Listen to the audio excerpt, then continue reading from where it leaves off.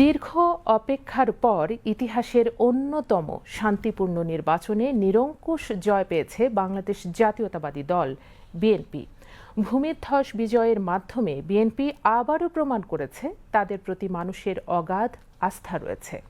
বিশ্লেষকরা বলছেন, তারেক রহমানের দূরদর্শী নেতৃত্ব সংগঠনকে তৃণমূল পর্যায়ে শক্ত ভিত্তির উপর দাঁড় করানো এবং সাধারণ মানুষের আস্থা অর্জনে এমন জয় পেয়েছে বিএনপি। একই সঙ্গে বিএনপির সামনে দেশের রাজনৈতিক সংস্কৃতি পরিবর্তনে মানুষের ব্যাপক প্রত্যাশার চ্যালেঞ্জ রয়েছে বলেও মনে করেন বিশ্লেষকরা। রিপোর্ট খালিদ হাসানের। ফ্যাসিবাদের দীর্ঘ ছায়া পেরিয়ে এক নতুন ভোরের সূর্যোদয় দেখল বাংলাদেশ। 17 বছরের প্রতীক্ষা, রাজপথের সংগ্রাম আর হাজারো ত্যাগের পর ত্রয়োদশ জাতীয় সংসদ নির্বাচনে জনগণের নিরঙ্কুশ ম্যান্ডেট নিয়ে রাষ্ট্রীয় ক্ষমতায় ফিরছে বাংলাদেশ জাতীয়তাবাদী দল বিএনপি। ঘোষিত 297টি আসনের মধ্যে বিএনপি 209টি আসনে এককভাবে জয়লাভ করে প্রমাণ করেছে দেশের রাজনীতিতে তাদের শেকড় কত গভীরে। এই ফলাফলের মাধ্যমে জাতীয় সংসদে 2/3 বেশি আসনে জয় নিশ্চিত করে ল্যান্ডস্লাইড ভিক্টরি বা ভূমিধ্বস বিজয় অর্জন করেছে বিএনপি। বিএনপি এবার নির্বাচনী প্রচারণার ক্ষেত্রে নির্বাচনী কৌশল হিসেবে দারুণ সহনশীলতার পরিচয় দিয়েছে। বিশেষ করে দলীয় প্রধান থেকে শুরু করে ক্যান্ডিডেট যারা ছিলেন, এক্সেপশনস থাকবে, বড় একটা রাজনৈতিক দল, উন্নয়নশীল একটা দেশের সংঘাতপ্রবণ রাজনৈতিক সংস্কৃতির গেট আপে বসে পলিটিক্স করা, সেখানে there will be some exceptions, কিন্তু ইন জেনারেল খুব অ্যাটাকিং, প্রতিপক্ষকে অ্যাটাক করা, তারপরে রাজনীতির যে সৌন্দর্য, এই সৌন্দর্য থেকে দূরে সরে যাওয়া, এই কাজটা কিন্তু বিএনপি এবার করেনি এবং ধৈর্যের পরিচয় দিয়েছে। যে গণতান্ত্রিক অধিকার রুদ্ধ করে দেওয়া হয়েছিল, কণ্ঠরুদ্ধ করা হয়েছিল, মানুষের মৌলিক অধিকারকে রুদ্ধ করা হয়েছিল এবং তার বিরুদ্ধে, সরকারের বিরুদ্ধে কথা বললেই তাকে গুম করে দেওয়া হতো, আয়না ঘরে বন্দি করে রাখা হতো, অথবা নির্যাতন করা হতো, মামলা দেওয়া হতো।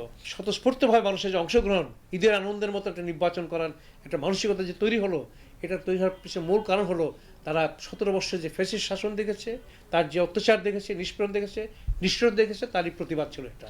বিশ্লেষকদের মতে বিএনপির এই বিশাল বিজয়ের নেপথ্যে তারেক রহমানের সুদূর প্রসারী নেতৃত্ব এবং তৃণমূলের সাথে নিরবচ্ছিন্ন যোগাযোগ বড় ভূমিকা রেখেছে। এই যে বেগম জিয়া এবং জিয়া পরিবারকে ধ্বংস করার একটা ষড়যন্ত্র ছিল 1/11, তার থেকে বেরিয়ে এসে তারেক রহমান সাহেব 17 বছর বাংলাদেশে এই স্বৈরাচার বিরোধী, ফ্যাসিস্ট বিরোধী আন্দোলন নেতৃত্ব দিয়েছেন। এয়ারপোর্টে এসে জুতা খুলে তিনি কী করলেন, পাটা ভিজালেন, শিশির ভেজা দুর্ভা ঘাসে পা ভিজালেন, মানুষকে টাচ স্পর্শ করেছিল এটা। এবং সে তার বক্তৃতা প্রথমে বলেছেন যে আই হ্যাভ এ প্ল্যান। প্ল্যানটা কী? মানুষকে গড়ে তুলতে হবে, দেশকে গড়ে তুলতে হবে। জিয়া রহমানের যে স্বপ্ন, জিয়া রহমানের স্বনির্ভর বাংলাদেশের যে স্বপ্ন, খালেদা জিয়ার যে স্বপ্ন, সেই স্বপ্নের সারথি হিসেবে তারেক রহমান সে বাংলাদেশকে গড়ার স্বপ্ন দেখেছেন। তার যে নতুন পরিকল্পনা আপনি দেখেছেন, 31 দফা দেখেছেন আপনারা, রাষ্ট্র কাঠামো কী সংস্কারগুলো করতে হবে।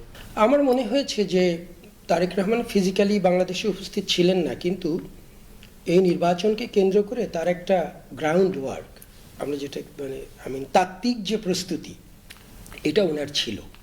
আরেকটা গুরুত্বপূর্ণ বিষয় বলতে হবে যে ওনার যে ক্যাম্পেইন যে স্টাইলটা, এই স্টাইলটাই কিন্তু উনি খুব ট্র্যাডিশনাল যে ক্যাম্পেইন, হেড অফ দ্য পার্টির তরফ থেকে, এখানে উনি এক ধরনের গ্রাসরুট সম্পৃক্ততা এটা করেছেন, এক ধরনের একটা বৈচিত্র্য এবং নতুনত্ব কিন্তু উনি নির্বাচন ক্যাম্পেইনের ক্ষেত্রে নিয়ে এসছেন। এবং দেখা গেছে যে তরুণদেরকে উনি র্যান্ডম স্যাম্পলিংয়ের মতো উনি ইনভলভ করতে চেয়েছেন। দেখা গেছে ওনার সিকিউরিটি টিম অনেক ক্ষেত্রে বাধা দিয়েছে, আমরা যেগুলো দেখেছি, এগুলো কিন্তু তরুণদেরকে একদম ইতিবাচক একটা ইমেজ দিয়েছে আর কি। বিশ্লেষকরা বলছেন, এত বড় বিজয়ের পর বিএনপির সামনে চ্যালেঞ্জের পরিসরও আরও বিস্তৃত হয়েছে। ভঙ্গুর অর্থনীতি পুনরুদ্ধার, কর্মসংস্থান সৃষ্টি এবং রাষ্ট্রীয় কাঠামোতে স্বচ্ছতা ও জবাবদিহিতা ফিরিয়ে আনতে কার্যকর সংস্কার এখন বিএনপির প্রধান কাজ। আমার মনে হয় যে 24 গণ আন্দোলন, রক্তস্নাত গণ আন্দোলনের একটা মানুষের একটা প্রতিফলন ঘটবে এই সরকারের কর্মকাণ্ডে। কোনো প্রতিহিংসা এখানে থাকবে না, এখানে দেশ গঠনে সবাইকে এক করতে হবে, যেটা জিয়া রহমান করেছিলেন। 2/3 মেজরিটি একটা স্টেবল গভর্নমেন্ট দেয়, সরকারকে পলিসি প্রণয়ন এবং ইমপ্লিমেন্টেশনের ক্ষেত্রে একটা লেভারেজ দেয়, but at the same time 2/3 majority একটা বাড়তি চাপ তৈরি করে। 2/3 মেজরিটির ইতিহাস আমাদের খুব সুখকর নয়, কারণ এটা আমরা দেখেছি যে সরকারকে এক ধরনের কর্তৃত্ববাদের দিকে নিয়ে যায়। আমি নিশ্চিত সেটা বিএনপির ক্ষেত্রে হবে না, কারণ আমরা নতুন খুব পরিণত এবং খুব ধী শক্তিসম্পন্ন তারেক রহমানকে দেখছি। বিশ্লেষকরা বলছেন এই নির্বাচন বিএনপিকে কেবল শাসনভার নয়, একটি ন্যায়ভিত্তিক রাষ্ট্র বিনির্মাণের ঐতিহাসিক দায়িত্বের মুখোমুখি দাঁড় করিয়েছে, যেখানে নেতৃত্বের প্রজ্ঞা, রাজনৈতিক সহনশীলতা এবং জন আকাঙ্ক্ষার প্রতি দায়বদ্ধতাই হবে আগামী দিনে দলটির সবচেয়ে বড় পরীক্ষা। Khalida Hossain, BTV news, Dhaka.